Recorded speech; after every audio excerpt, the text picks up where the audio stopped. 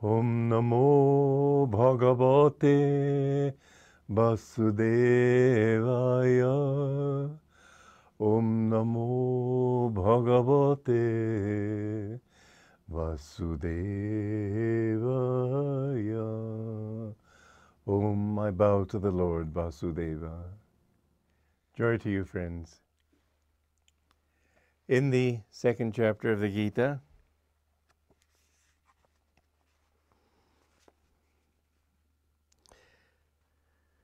Krishna says, O son of Kunti, sensations such as heat and cold, pleasure and pain are generated through the senses in their contact with the world. They are ideas only, transitory, each with its beginning and end. O descendant of Bharata, bear with them patiently. Parenthesis, the way of wisdom is to be non-identified with anything outside the self. And so we must understand that by equanimity, you have the beginning of the first quality that you need to develop spiritually. Even-minded and cheerful. Keep this motto written on your heart. When I have been to the dentist, I haven't taken Novocaine in many years, and I've been to the dentist many times, because when I was a child I had colitis, and the doctor put me on a no milk and no cheese diet, and my teeth really suffered from it.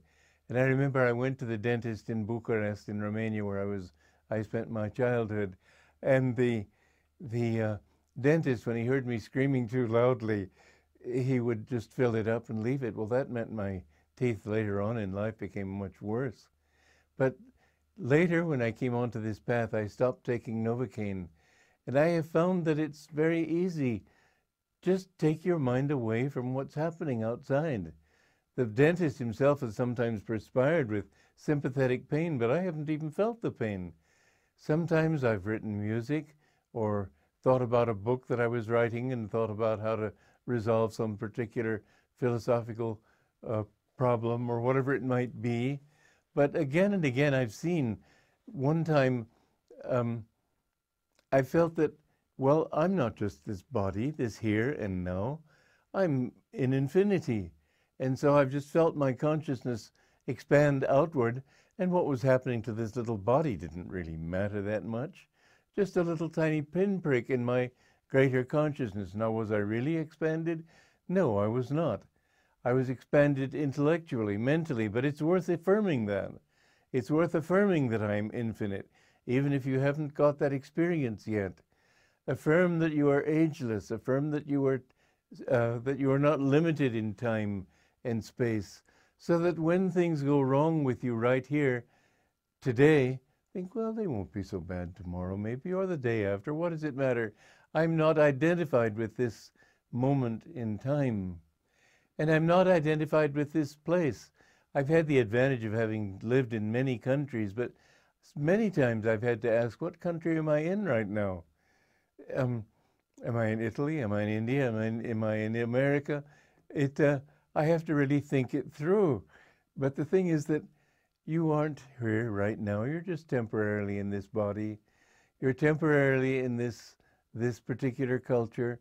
Don't identify with it. The way people live around you and the things that they think are right and important, don't go with fans. That's the greatest thing.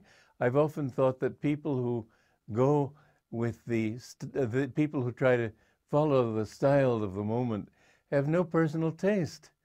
Why be told what's right or wrong according to what's done this year? There are eternal rights and wrongs, that which gives you peace, those colors which satisfy your brain, your heart.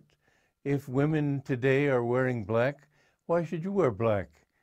Wear what you feel to wear. Don't be running with the crowd just because the crowd is running that way. I remember a cartoon in Punch, the monthly magazine in England. I think it's monthly. Anyway, this was before the war, and I was in school there. And there were 3 pictures in a railroad station. The first picture, everybody was sitting on his luggage and talking and leaning on canes and whatever. Second picture, one person was rushing through.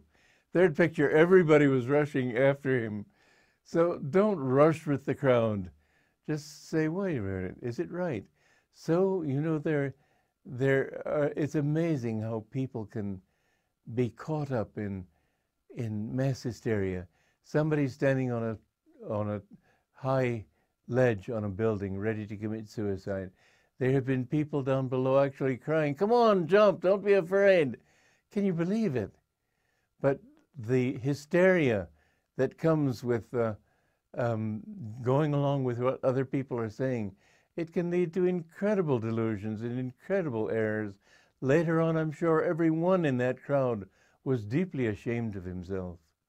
But as Yogananda said, the past lives of all men are dark with many shames. It was Sri Yukteswar who said it. We have done many shameful things in our lives, but remember, all things in future will improve if you do the right thing now. So Krishna is telling Arjuna, don't be caught up in the situation of the moment. Don't be identified with these particular people who are yours only for a few years. And then who knows, as Buddha said that the reason we should love everybody in this world is that at one time or another, we have all been close to them. That's a bit scary when you think how many billions of people there are alive today.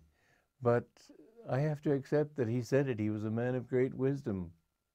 My own reasoning, however, is that the reason we should love everybody is that everybody is seeking bliss.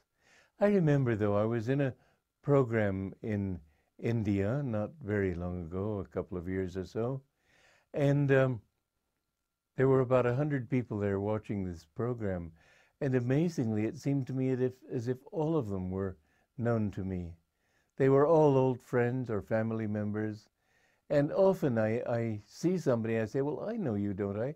No, I've never met you before, but they seem like old friends. The more you live in that thought of eternity, the more everybody seems to you very familiar. And the way to remember your own past lives is not to be too identified with this life or this body. You're only this body, which is a child, then grows up, then becomes old. You're neither young nor old. You're just passing through. Don't be identified with it if you want to be free in yourself. And once you've really freed yourself from that, then you begin to remember your past lives. You know what you've been in the past. And the more you become disidentified, non-identified with this body, the more clearly you remember not only what you did, but who you were, and all the people you knew then, and what your association with them was. Yogananda had that quality. And I remember one time I was having trouble with my digestion. He said, that's because you had trouble with it before. Just casually.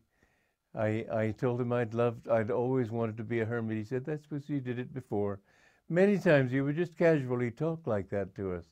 But remember, you're not here for the first time.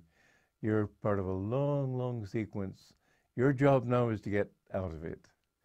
Joy to you.